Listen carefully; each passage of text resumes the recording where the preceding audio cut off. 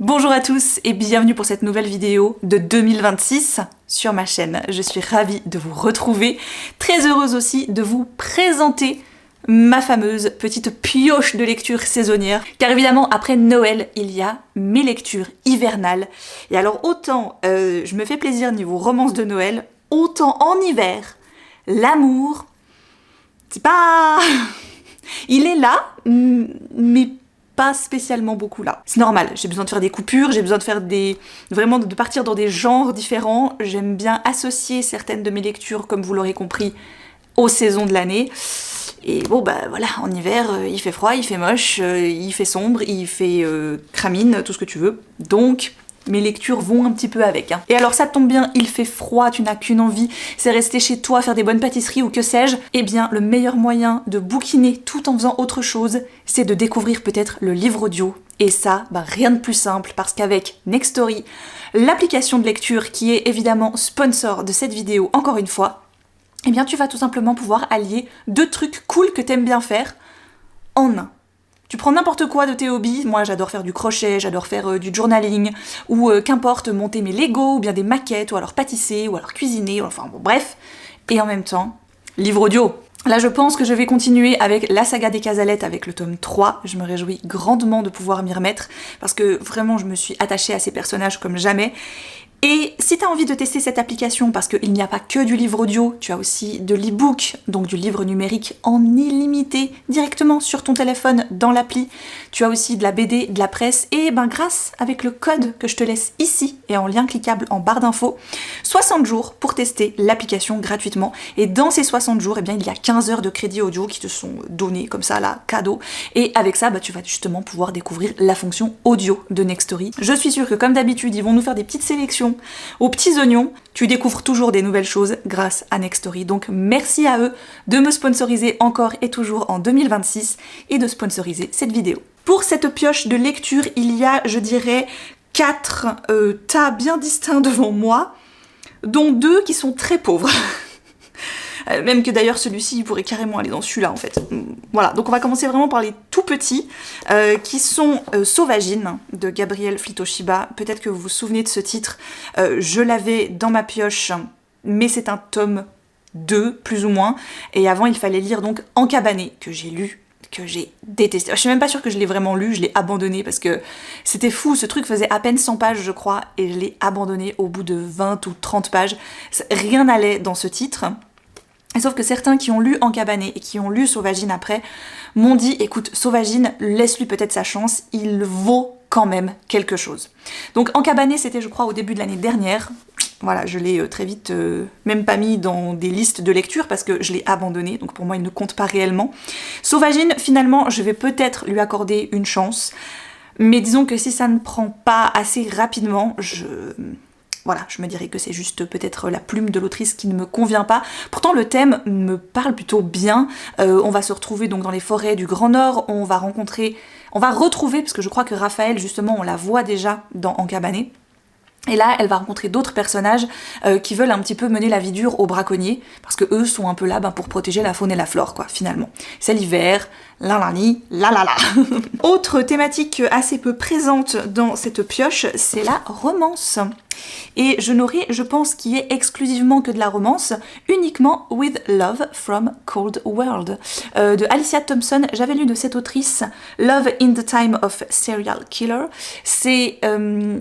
J'avais bien aimé le Serial Killer, c'était assez sympa parce qu'elle prenait un peu ce schéma narratif de cette passion qu'ont certaines personnes, je ne m'inclus pas du tout dedans, pour les true crime, et l'héroïne de Love in Time of the Serial Killer était un peu accro à ce genre de podcast, et sauf qu'elle commençait à soupçonner que son voisin d'en face en était peut-être un.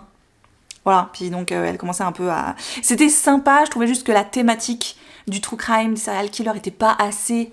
On n'avait pas assez dedans, mais j'avais acheté celui-ci en même temps. Donc là, celui-ci, autant vous pouvez le lire en plein hiver, je pense, autant en plein été, parce qu'on se retrouve donc en Floride, dans un parc qui s'appelle Cold World, et c'est un parc à thème sur l'hiver. en Floride, où il n'y a pas vraiment d'hiver. Donc nous allons rencontrer deux personnages, il y a Lauren et il y a Asa, qui ont deux personnalités totalement différentes, mais qui travaillent au sein de ce parc. Et donc le manager du parc leur met un petit peu, pas la pression, mais un petit challenge de se dire, bon bah il faudrait trouver des nouveaux trucs pour faire venir plus de monde à Cold World, qu'est-ce qu'on pourrait faire? Et bon bah elle, c'est vraiment, elle est douée dans son job, mais pas vraiment avec les gens. Et lui au contraire, il est super fun, enjoué, tout ça, tout ça. Ils vont évidemment se foutre un peu des bâtons dans les roues parce que elle aimerait gagner, lui aussi. Voilà, tu vois où ça veut en venir. Enfin je veux dire, regarde la couverture quoi. Enfin, voilà. Puis alors on arrive dans une catégorie qui elle sera plus policier, thriller, polar, horreur. Voilà, un peu tout ça mélangé. Peut-être des fois il y a un peu de fantastique dedans, peut-être des fois il y a un peu de nature writing dedans, mais je trouve que la thématique principale, c'est quand même un peu le mystère, l'horreur, etc. On va commencer avec À la lisière du monde, qui lui s'inscrit justement un peu dans cette tendance polar noir américain, je dirais, mais avec un côté très nature. Nous sommes en 1914, Grand Nord canadien, et un homme est soupçonné d'avoir tué sa femme et sa fille, d'avoir échappé à la police. Donc il est en cavale. En même temps, on va rencontrer Matthew Calwood, qui est un nouveau policier dans le petit village, justement dans ce Grand Nord canadien, qui est vraiment la dernière civilisation avant le rien, avant la nature profonde et sauvage. Et il a entendu que ce mec était en cavale, donc il va se mettre à sa poursuite. Et sauf qu'au bout d'un moment, le mec qui recherche, il se rend compte qu'il est vachement doué. Et c'est presque le chasseur qui devient chassé. Donc ça me tentait bien, je trouve que la couverture est splendide à part ça. Enfin voilà, c'est un simple poche chez Pocket, mais je trouve que la couve est très très belle. On continue avec un côté justement peut-être un peu plus huis clos que j'adore. Donc c'était les éditions Monsieur Toussaint l'ouverture qui m'ont proposé de recevoir ce livre, je sais plus si c'était... Oui, je crois que c'était juste trop tard, début 2025, et j'avais pas eu le temps de l'ajouter à ma pioche de lecture, donc je leur ai dit que je le lirais, mais probablement à l'hiver 2026. C'est The Westing Game. Sur le papier, franchement, c'est tout ce que j'aime. On est sur un gars qui a donc un gros héritage, qui meurt, et qui va convier plein de personnes de sa famille ou des proches dans sa maison. Et en gros, celui qui va réussir à élucider le mystère de son meurtre pourra prétendre à l'héritage. Mais le meurtrier, c'est l'un d'eux, visiblement. Donc il y a un petit peu des profils assez variables. On a vraiment des personnages assez atypiques. Ce qui va donner lieu à des duos d'enquêteurs amateuristes assez improbables aussi. Voilà. Alors c'est... Franchement, je ne peux, en général, encore une fois, sur le papier, ça vend exactement ce que j'aime généralement dans ce genre d'histoire. Celui-ci, c'est déjà la deuxième fois, je crois, que je vous le présente. Ce qui vient après, de Joanne Tompkins. J'ai un peu hésité, je l'ai acheté, il me semble, il y a 1 an et demi maintenant. J'ai hésité à le sortir carrément de ma pioche. Je me suis dit, tiens, tu l'as quand même pas sorti l'année dernière, est-ce que ça vaut vraiment la peine? Puis, je sais pas, il y a un truc avec ce résumé qui, quand même, me fait quelque chose, m'attire, me dit profondément qu'il y a peut-être un truc et que je passe à côté de quelque chose. On est à Washington et Jonah a tué son meilleur ami. Quelque temps après, il se suicide. Et donc le père est évidemment inconsolable, surtout qu'il ne comprend pas pourquoi le meilleur ami de ce dernier a fait ça. Et de l'autre côté, on a la mère du meilleur ami qui s'est suicidée, qui elle aussi est complètement perdue face à cette situation. Ils vont tomber un peu par hasard sur une jeune fille de 16 ans, enceinte. Ils vont la prendre un petit peu sous leur aile, chacun de leur côté, et ça va peut-être un peu gentiment permettre aux deux amis, parce qu'ils étaient amis avant, le père et la mère, de peut-être se s'allier de nouveau pour une bonne cause. Mais tout à coup, ils vont comprendre que cette jeune fille, un jour ou quelques heures avant, elle a rencontré les deux garçons avant le drame. Là, on va tomber dans une ambiance un petit peu plus Peaky Blinders, j'imagine, avec les aiguilles d'or de Matthew McDowell. Vous savez que c'est l'auteur de Blackwater que j'ai beaucoup aimé. J'ai lu Cathy également, que j'ai aussi beaucoup aimé de cet auteur-là. Celui-ci est un bon pavé, mais en général, les McDowell, ça se dévore assez rapidement. Les aiguilles d'or, ça se passe en l'an de grâce 1882, c'est la fête du Nouvel An à New York. On va rencontrer un juge qui aimerait beaucoup éradiquer le bas peuple, quoi, on va dire comment il l'appelle. En gros, il y a des quartiers comme ça assez mal famés.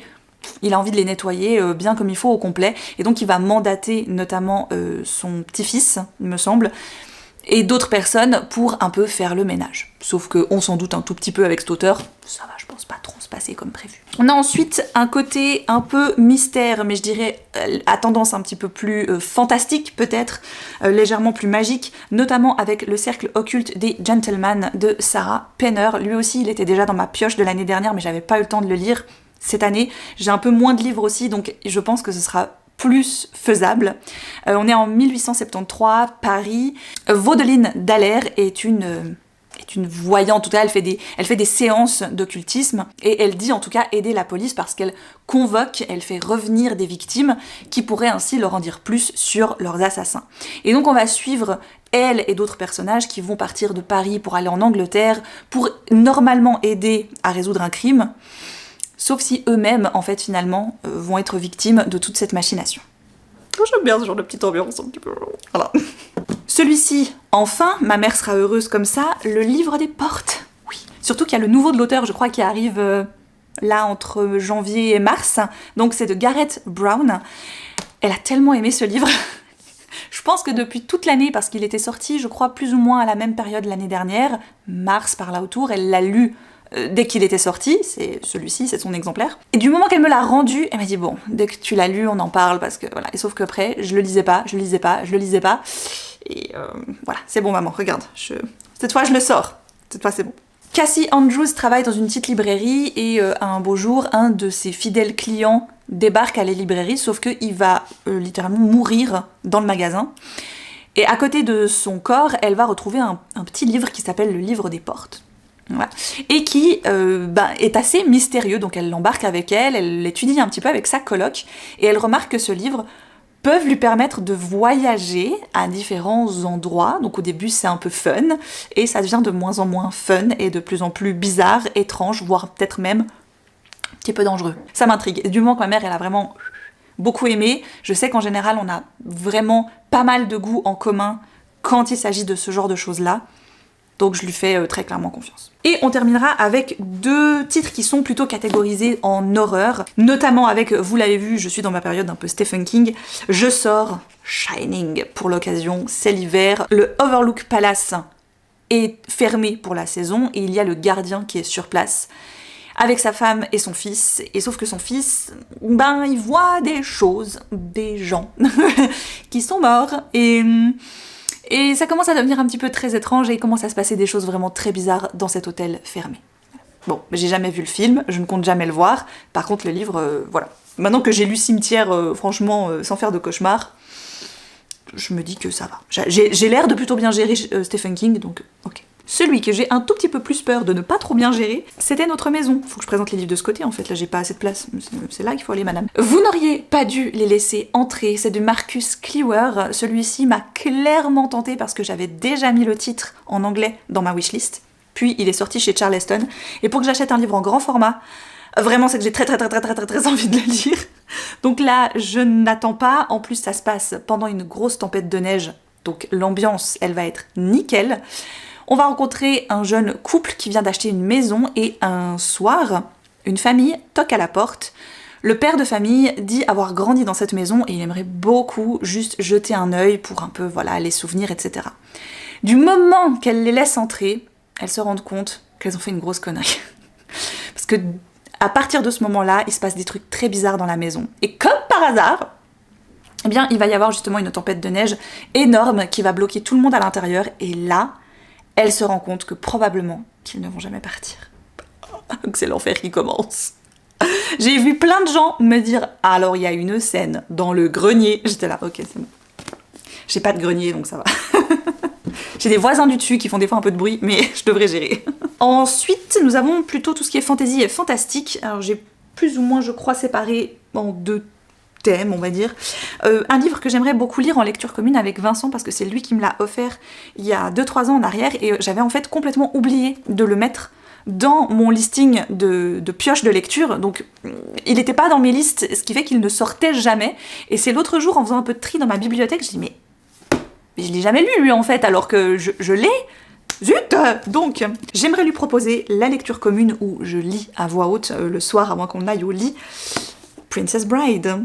Je me réjouis trop parce que j'adore vraiment beaucoup ce film et je suis très curieuse de savoir ce que ça donne en version roman. Celui-ci on va se le faire en lecture commune avec Emily et Alicia et j'ai super hâte parce que autant j'ai rien capté au résumé, autant je fais un peu une confiance aveugle à l'autrice depuis mon dernier gros coup de cœur sur sa duologie dont je vais très certainement vous parler dans mes top flops, en termes de top bien sûr. C'est Le Chevalier et la Phalène de Rachel Gillig. Voilà, je vous dis, j'ai rien capté au résumé. Alors, en gros, on y parle de sortes de prêtresses, elles sont 6, et sauf qu'un jour, il va y avoir un chevalier qui va débarquer, l'une va faire une sorte de prophétie ou de promesse ou à l'un d'eux, qui est le plus rustre évidemment, parce que sinon c'est pas drôle, et à partir de ce moment-là, les autres prêtresses vont commencer à disparaître. Donc elle doit partir à l'aventure avec ce chevalier et sa gargouille personnelle, pour retrouver les prêtresses. Donc je suis pas convaincue par le résumé, franchement. Mais je me dis aussi que j'avais rien capté au résumé de Une fenêtre sur les ténèbres. Donc, parce que j'ai très envie de continuer à lire Rachel Gillig. On aura une suite avec Apprentice to the Villain de Anna Nicole Meirer. Le tome 1 m'a vraiment beaucoup convaincue. Je sais qu'il a un peu déçu le tome 2. Par contre, Gilles de The Maze Reader, elle l'a bien aimé. Et je crois qu'en général, elle et moi, on est plutôt raccord, justement. Je sais qu'on aime à peu près les mêmes choses, on n'aime pas les mêmes choses, et comme elle dit avoir bien aimé ce tome 2, j'y vais avec plus de confiance. Et alors, celui-ci, c'est un petit ovni, je ne sais pas du tout dans quoi je me lance, mais ça a l'air hyper cool. Et bon, j'avoue, le livre est très beau, mais ne nous arrêtons pas à une couverture et à un style de bouquin, parce que ça ne fait pas tout. Là aussi, c'est un peu le nom de l'autrice qui m'a convaincue. C'est le dernier Estelle Faye, Non, Faye, je sais jamais. L'héritier des fées. Tristan est chevalier dans les Pyrénées au XIIIe siècle. Il est fils de chevalier et fils de fée, donc un savant mélange. Il est plus proche du peuple féerique que des humains, donc il a un peu tendance à pas trop vouloir approcher. Sauf que le jour où son grand frère disparaît, eh bien il va devoir un petit peu se lancer à sa poursuite et donc partir dans une quête assez importante. Il y a un petit thème chevalier, je voudrais pas dire, un peu médiéval tout ça, que j'apprécie beaucoup là pour cet hiver visiblement. Puis on va passer là aussi à une petite relique, parce que maintenant ça fait un moment qu'il est dans ma pioche, mais j'avais acheté 3 livres de l'autrice en un pack, et sauf que j'avais pas du tout le courage de lire les 3 livres quasiment coup sur coup en même temps.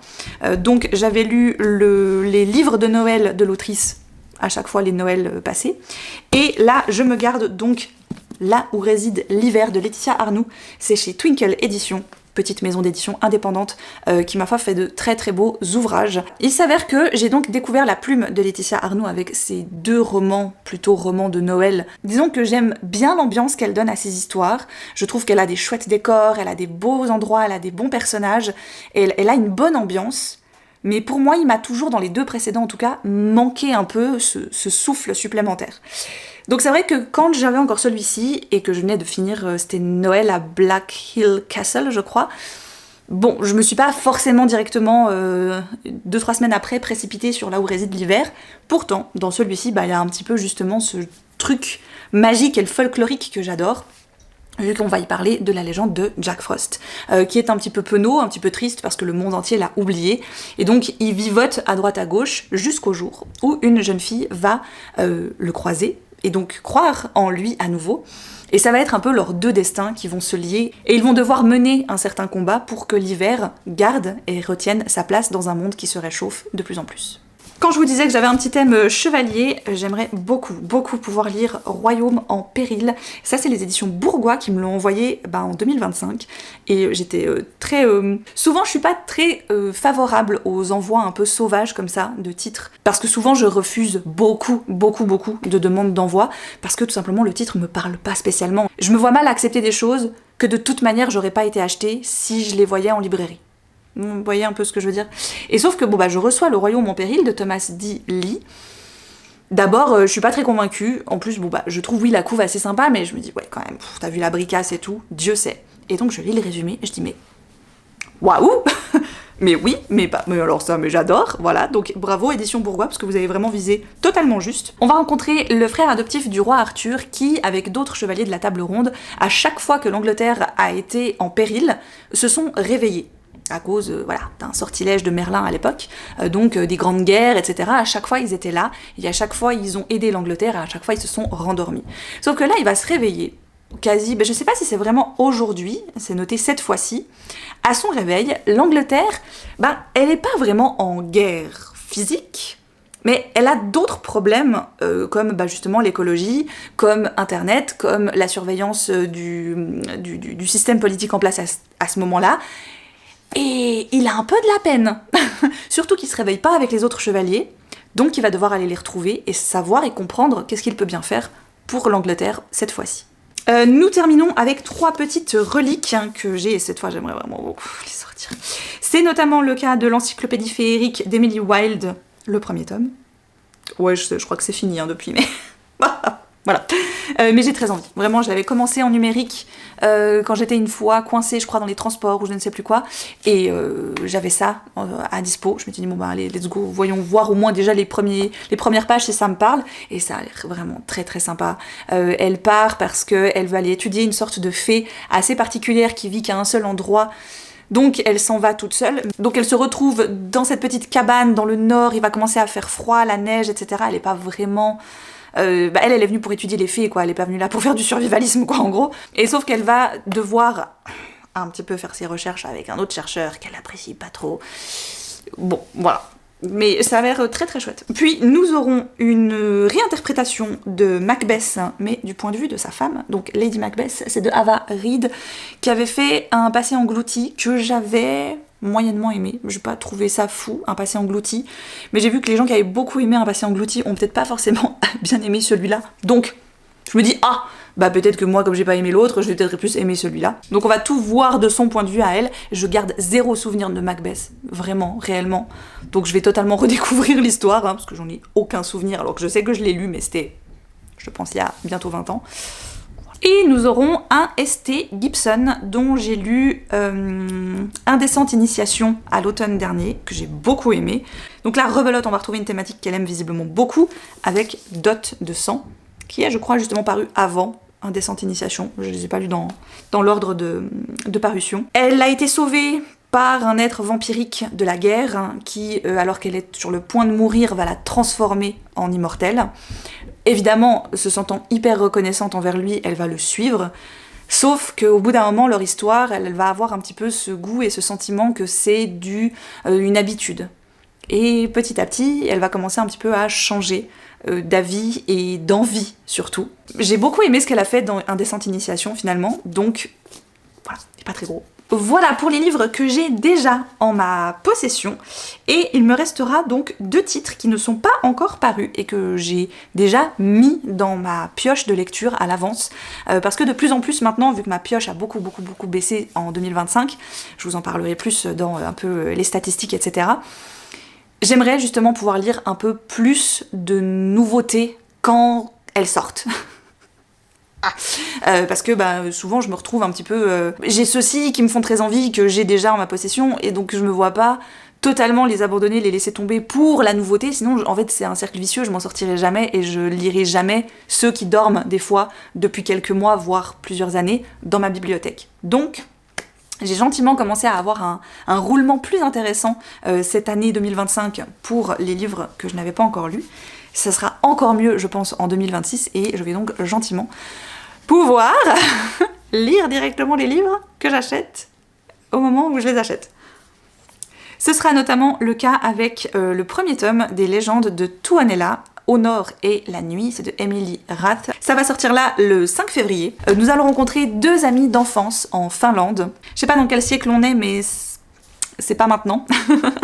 Et là encore, je vois peut-être, alors je vais pas lui mettre la barre aussi haute que du Catherine Arden avec la trilogie de l'hiver, bien évidemment, mais on sent un petit peu ce mélange entre folklore, légende, et Siri et Aina, qui sont donc 2 amies inséparables. L'une d'entre elles va disparaître, l'autre va partir à sa recherche, et sauf que à travers ses recherches, elle va tomber bien sûr justement sur des contes, des histoires qui se racontaient à l'époque, qui semblaient pour elle, enfant, être juste des histoires, et finalement, ce n'était probablement pas que des histoires. Puis juste quelques jours après, le 11 février, il y aura le nouveau Sarah Beth Durst, qui va s'appeler L'île aux jardins enchantés. Celui-ci, au début, je me suis dit oui, mais les jardins, tout ça, je le garde pour le printemps. Mais pas du tout, en fait. On se retrouve en plein hiver. Elle a été maudite et donc figée sous forme de statue de bois. Et un jour, elle va se réveiller sur une île hivernale avec des cerfs absolument partout. Donc là, elle commence un petit peu à se demander ce qu'elle fait là, qui est cet homme qui prend soin de toutes ces plantes dans ses serres, et peut-être que finalement elle est bien ici, qu'elle n'aurait plus vraiment envie de partir. J'ai beaucoup aimé la petite boutique au sortilège au printemps dernier. Voilà pour cette pioche hivernale, j'espère qu'elle vous a plu, peut-être que vous aurez pu piocher quelques références qui vous ont intrigué tout comme moi. N'hésitez pas à me dire dans les commentaires, vous, quels sont les livres que vous aimeriez vraiment beaucoup pouvoir lire durant ce mois de janvier et février. Je suis toute oui et très curieuse. N'oubliez pas, en barre d'infos, vous avez l'occasion de tester Next Story pendant 60 jours. Encore merci à eux. Et moi je vous dis à très vite pour une prochaine vidéo.